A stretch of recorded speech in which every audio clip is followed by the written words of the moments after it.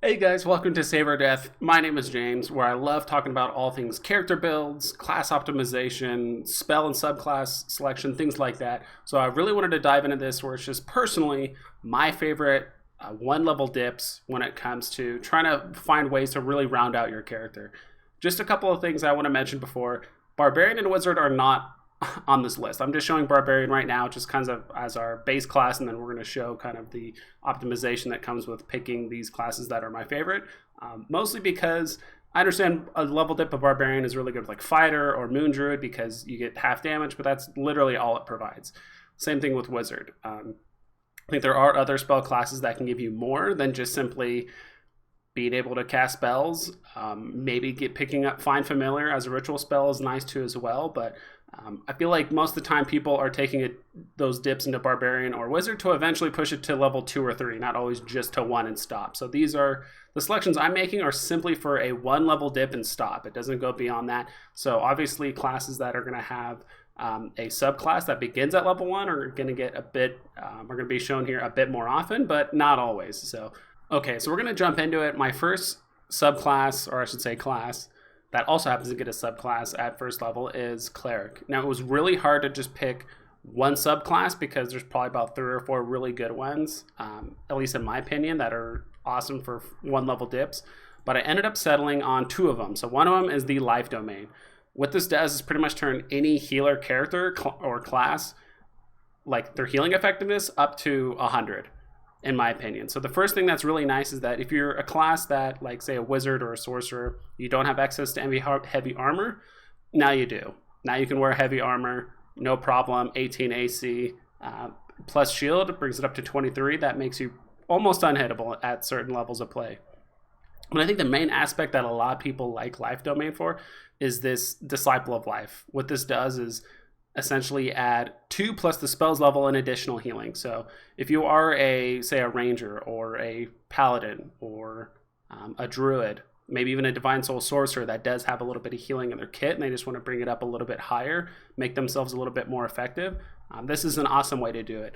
And probably one of my favorite features about this is that a lot of subclasses or a lot of features like this usually have a thing that says like 2 plus your wisdom mod or whatever mod. This just says your spell level. So this is something that actually infinitely scales as you level up with your character. So no matter what kind of ability modifier you're using for healing, this just keeps infinitely scaling. So this is why Life Domain is absolutely amazing. Missing out on martial weapons, I don't think is a huge deal because I don't know a lot of sorcerers or wizards that are trying to get up, or even druids in melee with like a great axe or a polearm. So I feel like that's almost kind of a wasted proficiency that, as you can see, is reinforced here. And as for spells, they already have Bless and Cure Wounds prepared already, so that's something that's always available to them. Some people don't like that fact that certain subclasses or domains or whatever it is, that when they give you free spells, it's spells that you could already know as the class. I think it's perfectly fine because if anything, that just frees up spells that you want to take before that are more situational, as you'll be able to see here. So at least for cantrips, I always pick Guidance. If Guidance is an option, I always pick it because it's just too good for too many different things. I always pick up something like, I don't know, who knows, Mending and Thaumaturgy, whatever it is. Typically, if you're taking a dip into Life Cleric, it's not to be able to push extra damage, or have more damage options. So as you can see, you already have Cure Wounds prepared as well as Bless. So now we can pick up other spells that either don't require a save or maybe some more role-playing potential, something like Ceremony or Detect Magic, Healing Word in case you need to heal someone from range, Protection from Good and Evil. There's so many, and Sanctuary, Shield of Faith. Like there's so many other good spells that are freed up because now we already have these other 2 spells that are prepared for us already. Okay, and the second domain that I think is absolutely awesome from Cleric is the Forge domain. Again, all this is my opinion. These aren't hard and fast rules saying these are the absolute best and you should only pick these. I realize there's other domains that are really good as well, but the Forge domain is awesome. One, gives you proficiency with heavy armor. It's actually one of the few ways you can actually get heavy armor from multi-classing in the entire game. I believe it's just Forge, Life, and I believe War domain, possibly Tempest. I think those are the 4 subclasses, or I should say the domains that give you access to heavy armor with multi-classing. And at least for this, the reason why most people pick this is because you can essentially give yourself a +1 AC on top of the plate armor that you already have proficiency with. So now you basically have a 19 base AC instead of 18. But more importantly, I love the fact that you can give +1 to any of your allies, or I mean your own weapon too as well, but your allies' weapons, you can give it a +1 attack bonus. So again, you can't use this again till you finish a long rest, but I think that is why so many people like picking Forge Cleric, is the bump in AC, and B, just getting access to healing spells. But main reason why I like it is because you pick up things like Guidance, you get Identify for free, you get the Smith's tools, you can give other allies +1 AC. It's actually a really good subclass to get your allies involved, and as well as role-playing options too as well. So now you're actually interacting with the world outside of combat as well. Okay, and for the next class, we're going with Warlock, and I think we all know what's coming right now, which is Hexblade. So Hexblade is absolutely nuts at first level, and don't get me wrong, some of the other subclasses are actually not bad, but they key too much on charisma for whether it's a saving throw or how much health you can recover, whatever it may be. Pack Magic, again, is awesome. It just adds spell slots on top of the ones that you already have, so it's not accumulating them. You'll have to read some of the multi-classing rules when it comes to Pack Magic and like normal magic and multi-classing. The expanded spell list, I think one that a lot of people sleep on is actually Shield. So if you're a spellcaster, say like a Druid, a Cleric, a Ranger, a Paladin, taking a 1-level dip into Hexblade actually isn't terrible because you get access to Shield. So now you can actually always cast Shield as a first level spell slot. The reason why most Hexblades don't take it is because as you level up, your spell slots get bigger, and it feels terrible when you have to cast Shield as a 3rd, 4th, or even a 5th level spell. So that's why most Hexblades don't end up taking it, but taking a single level dip gives you access to this, which is awesome. Hexblade's Curse, of course, gives you advantage, you push extra damage, you can crit on a 19 or 20, and if the creature dies, this is the only time charisma really plays a role, but honestly, it's just to be able to push extra damage. That's the main reason why people pick Hexblade. And as for Hex Warrior, this is really good too. I mean, you gain proficiency with medium armor, shields, and martial weapons. That's awesome. It's a really good way for sorcerers, maybe even wizards, certain classes that don't have medium armor, shields, and martial weapons, to get access for that. Okay, and then as for spells, Warlocks don't get a ton of options. I mean, they only get 2 cantrips and 2 spells known when you take a single level dip. If you have a high charisma already, like let's say you're a sorcerer or paladin, taking Eldritch Blast is an awesome option because just like most cantrips, they just infinitely scale when it comes to damage, so you get additional shots at certain levels. And but if you don't have a high charisma, I would just suggest taking some utility or some like role-playing cantrips like Minor Illusion, things like that. At least for first level, I really think taking Hex. So if you are, say, like a Paladin, Hex is just a really good way to be able to upcast it for a longer duration, be able to push extra damage with a D6. One spell I think a lot of people sleep on when they take Hex is actually Shield. So again, if you're playing, say, like a Sorlock build, which is a Sorcerer and Hexblade, picking up Shield so that way you can free up a spell slot or a spell known for, say, something a higher level is really awesome. Same thing with Armor of Agathis. I think being a Paladin or maybe a certain spellcaster that does get jumped on a lot, Armor of Agathis is amazing when it's upcast because it adds 5 temporary hit points as well as 5 cold damage every time you scale it up. So at least in my opinion, those would be my 3 picks if you are multi-classing into Hexblade for your character. Okay, and now for my third or fourth choice, I forgot what it is off the top of my head. It's actually Fighter. So a ton of people think Fighter is really good as a level 2 dip for Action Surge and Stop, or level 3 for Champion or Battle Master, and those are all valid options, but I think stopping at Fighter 1 is also completely valid because the armor and weapon proficiencies are nice. I mean, that could work out well for some casters.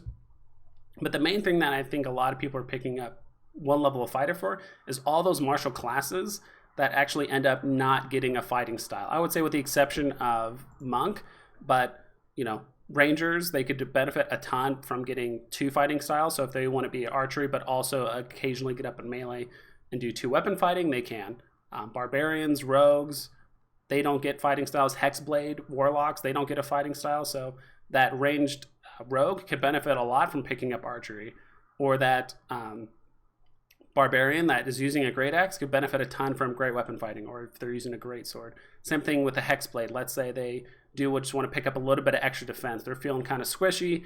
they want to pick up defense to get that +1 AC, that's a great benefit to them.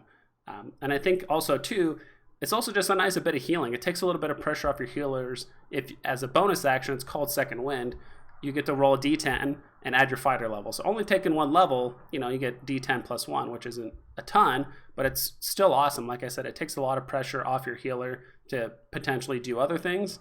And especially as a barbarian, let's say you roll a D10 and you get an 8, you add the +1, so you're at 9 HP, but because you're raging, you essentially gained 18 HP. So something like Second Wind ends up working really, really well for something like Barbarian or Warlock or Rogue, with someone that they typically can't heal themselves, and it just gives them a little bit of extra staying power to stay in the fight. Okay, and so for my next recommendation is Bard. Now, don't get me wrong, Bard 2 with Jack of all trades and level 3 for the subclass are really great, but if you're just trying to find a single level dip to add a bit more utility and a tiny bit of in-combat effectiveness, Bard is a really awesome way to go. So again, you get an instrument, which is awesome for role-playing. You get an extra skill, so for all you skill monkeys out there that want to pick up an additional skill, that's one way to do it. Spell casting, it's going to really help with the spell casting progression, so you're not getting slowed down. But the main thing is the Bardic Inspiration. So you could give an ally a d6 when it comes to, you know, initiative rolls, skill checks, saving throws, things like that. So that's a really good way to do it. Unfortunately, because you are only level 1, you can only do it once. You only get as many up to your charisma per long rest. But sometimes that's all you need as a bard. And at least for spells, so the spells that we have known, at least we can add some spells here, just so you can see the selection I did. If you have I usually just picked out some of these utility ones like Mage Hand, Message, Light, whatever it may be. Vicious Mockery, like, of course, it's, you know, the Bard exclusive only cantrip. It kind of gets outclassed past like level 4 or 5, and there's really no reason to take it past that. But at least for the first level spells, and this is actually why I like picking up sometimes spells known casters, because the spells known isn't reliant on your modifier for that class. So as you saw before, when we were picking up Cleric, we can only pick up a very small handful of spells, but because it doesn't rely on that as a bard, you can pick up the 4. So if you actually have a pretty good charisma already, picking up something like Dissonant Whispers or Fairy Fire are really, really awesome. But if you don't have the best charisma, I would pick up something like Featherfall, Healing Word, Heroism, just something that doesn't require a saving throw. And I think with the combination of Bardic Inspiration, some utility spells, as well as an extra skill, that's actually why a lot of people end up picking Bard. And it's one of my favorite one-level dips. Okay, so before we get into my absolute favorite one-level dip for a certain type of subclass, Rogue is a very close, it's my honorable mention. Rogue was very close to Bard, at least in my opinion. I just thought Bard brought a little bit more to the table when it came to utility. You're pretty much only dipping Rogue if you really want a lot of skills and sneak attack. Sneak attack is pretty much useless for any heavy weapon wielding class or for most casters. You're not going to be able to make use of the sneak attack. And getting extra skills is awesome, but it's almost exclusive to people that want to be more skill monkey types. So that's why, at least in my opinion, it didn't make the cut, and why I put Bard ahead of that. And so now we're getting to my favorite level 1 dip. And honestly, I'm a little biased here because Sorcerer is my absolute favorite class, at least when it comes to 5th edition Dungeons and Dragons. But the real question is, which Sorcerer's origin? Because honestly, they're all very good in different ways. Wild Magic is just for complete shenanigans, rerolls, Wild Magic Surge Table. Storm Sorcery, you get a little baby disengage, but you have to expend a first level spell slot, so I wasn't a huge fan of that. Now, Shadow Magic, the extra distance when it comes to Dark Vision, and on top of that, you also get like to roll a Charisma save if you get hit down to 0, and you can go back up to 1. That is really, really good, but it didn't make the cut. Draconic Bloodline, you just get an extra HP point per level. This is a subclass that gets better as you keep pushing it higher levels. But in my opinion, it's Divine Soul. And Divine Soul is one I've played quite a few times, and it's my absolute favorite.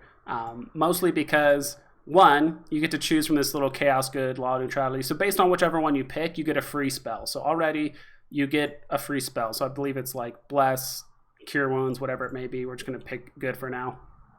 And it's mostly this ability, Favored by the Gods. And in my opinion, it's probably one of the top 5 best subclass features in the entire game. Like across literally every single class, all the subclass features, like Favored by the Gods is probably top 5, in my opinion. All this says is that if you fail a saving throw or miss an attack roll, you can roll 2d4 and add it to the total, possibly changing the outcome. Once you use this, you can't do it until you finish a short or a long rest. So, 1, you get to find out if you just straight up fail the saving throw. So you can actually wait till you find out you fail, then you roll 2d4 to actually make up for it, which is great. And on top of that, it's a short rest. So if this was a long rest thing, or if you had to wait till you didn't know the outcome and then you rolled 2d4, it would be much, much weaker. But the fact that it's the best it can possibly be, that you can wait for it to fail and it's short rest, is absolutely amazing. The other aspect, too, of the Divine Soul is that you get access to the Cleric and the Sorcerer spell list. So when you click cantrips here, first off, you get 4 cantrips as a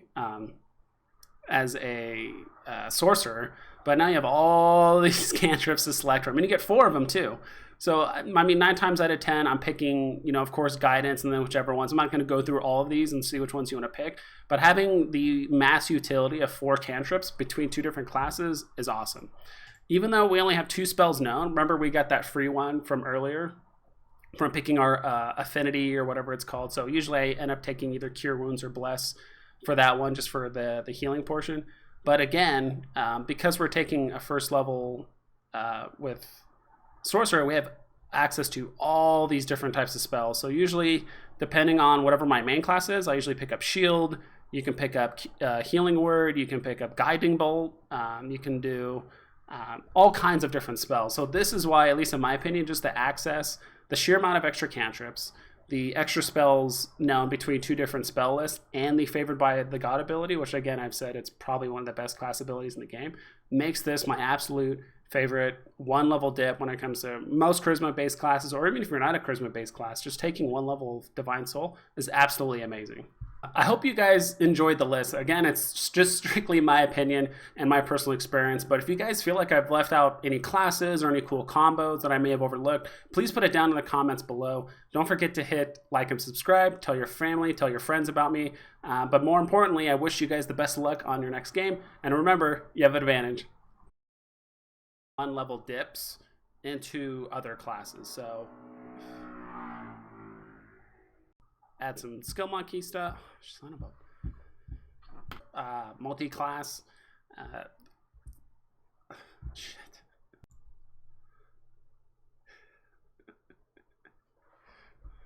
Hey guys, welcome to Save or Death.